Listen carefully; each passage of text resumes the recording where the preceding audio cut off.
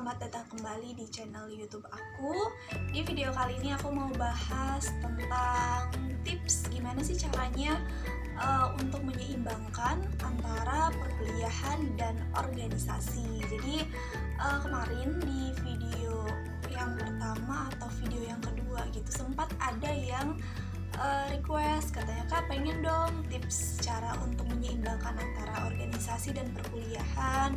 Nah di video kali ini aku mau bahas tuntas tentang tips gimana sih caranya untuk menyeimbangkan antara organisasi dan perkuliahan. Kalangan mahasiswa-mahasiswa seringkali memang ada sebuah dikotomi antara perkuliahan dengan organisasi. Mana sih yang lebih penting gitu loh. Ada orang-orang yang memang mereka ini lebih fokus untuk mendalami kemampuan akademisnya dengan cara aktif di kelas, terus lebih berfokus untuk meningkatkan nilai IPK-nya, dan pokoknya sesuatu hal lain yang berhubungan dengan akademis. Sementara di sisi lain ada juga kelompok mahasiswa yang mereka ini berfokus untuk mendalami atau lebih mendalami soft skill yang terkait dengan leadership atau enggak public speaking, yang memang hal tersebut itu bisa kita dapatkan dengan cara aktif organisasi. Nah, terhadap persepsi yang terus berkembang di kalangan mahasiswa ini bisa kita pecahkan dengan cara kita bisa aktif di kedua hal tersebut. Jadi kita bisa aktif di organisasi dan juga kita bisa aktif di perkuliahan.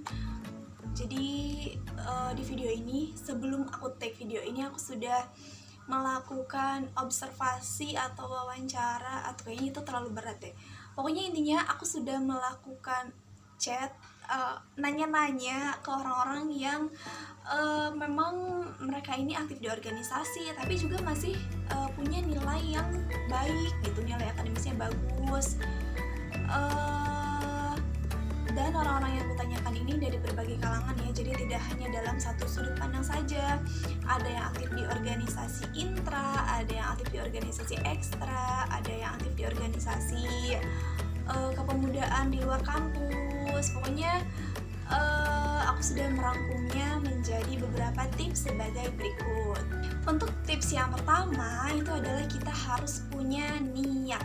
Niat yang kuat akan mendorong kita pada tujuan yang hebat.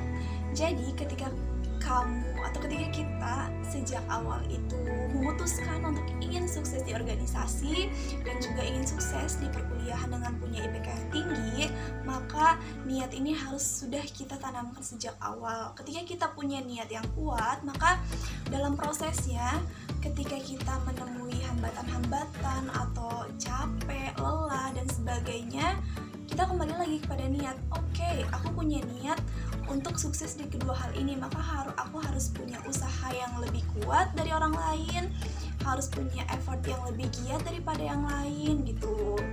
Itu ya, yang pertama, kembalikan ke niat. Tips yang kedua itu adalah cari organisasi yang memang sesuai dengan keinginan kamu, sesuai dengan passion kamu, sesuai dengan kemauan kamu gitu. Karena ketika kamu menjalani sesuatu yang memang kamu cintai, yang memang kamu sukai, seberat apapun hal-hal atau hambatan-hambatan yang kamu temui, maka itu akan dilakukan dengan senang hati, dibawa enjoy aja gitu.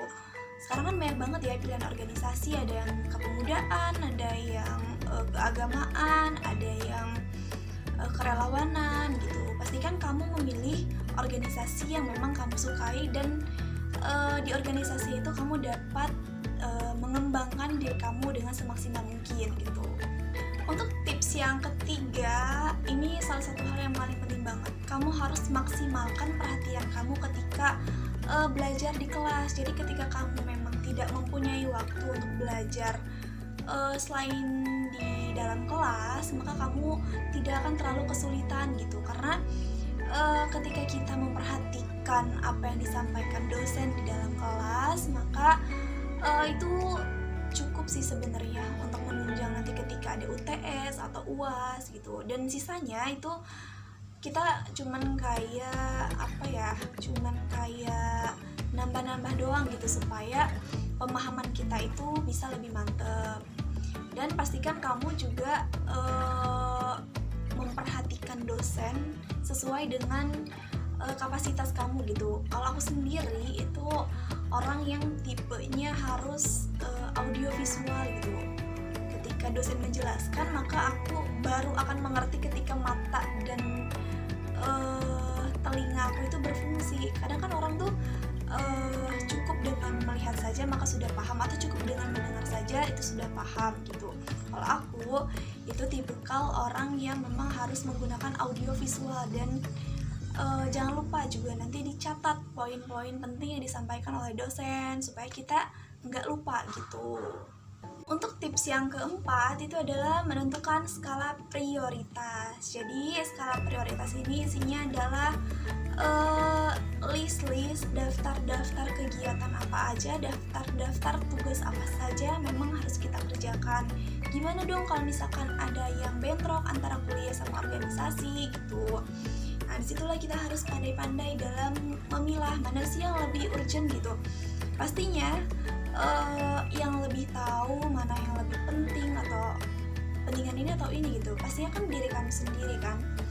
Nah, makanya skala prioritas ini penting banget untuk kamu harus menyelesaikan urusan mana dulu yang harus didahulukan gitu. Untuk tips yang kelima itu adalah time management. Jadi kamu sebisa mungkin harus mengatur waktu kamu dengan sangat baik yang didasarkan kepada skala prioritas yang sebelumnya sudah kamu susun gitu. Gimana sih caranya mengatur waktu yang baik? Kamu bisa memanfaatkan kalender, atau enggak kamu tulis di notes HP, atau kamu bikin catatan-catatan di tempat yang sekiranya memang kamu bisa lihat gitu, atau kayak di lemari atau di tempat tidur. Kamu susun jadwal kamu jam segini harus ngapain. Misalkan misalkan nih kamu punya tugas yang harus dikumpulkan pada hari Kamis. Sekarang itu hari Rabu, dan di waktu hari Kamis yang bersamaan juga ada tugas organisasi yang kamu harus selesaikan. Misalkan buat proposal atau buat apa gitu yang berhubungan dengan organisasi. Jadi di hari Rabu ini kamu harus benar-benar optimalkan waktu kamu. Misalkan hari Rabu jam 9 sampai jam 3 aku harus ngerjain tugas kuliah, mata kuliah ini gitu. Dan dari jam 3 sampai jam 9 malam itu aku harus fokus untuk mengerjakan tugas organisasi dengan membuat proposal gitu. Nah, ini sih yang menurut aku yang paling menarik banget, karena ketika kita sudah menyusun target, maka dari situ kita bisa menilai diri kita sendiri gitu, seberapa berhasil diri kita dalam mengendalikan diri kita sendiri dari kemalasan, dari handphone gitu juga. Tips yang ke-6, kamu bisa memaksimalkan waktu weekend kamu kalau memang di situ tidak ada kegiatan organisasi untuk belajar, untuk meningkatkan kemampuan akademis kamu, misalkan dengan membaca atau melihat video-video edukasi di YouTube gitulah ya. Jadi waktu weekend ini merupakan waktu yang sangat jadi celah gitu buat orang-orang yang memang di keseharian di weekday-nya itu padat gitu dengan kegiatan organisasi dan kuliah, sehingga porsi untuk belajarnya itu tidak bisa dimaksimalkan. Nah, untuk yang terakhir, tips yang ketujuh itu kamu jangan biarkan diri kamu untuk tersiksa dengan kepenatan dari kegiatan organisasi, tugas organisasi, kegiatan kuliah, tugas kuliah gitu. Pokoknya kamu harus bahagiakan diri kamu sendiri pastinya setelah kamu menyelesaikan tugas-tugas ya. Gimana sih caranya? Kalau untuk cara itu sebenarnya kembali lagi kepada diri kita masing-masing, karena diri kita sendiri yang tahu gimana caranya kita bisa bahagia dengan hal-hal yang terkecil, organisasi maupun kuliah ya. Me time ini bisa dilakukan dengan variatif sih sebenarnya, tergantung dari pribadi masing-masing juga sukanya apa. Kalau aku biasanya itu nonton drakor, kalau enggak nonton YouTube, atau enggak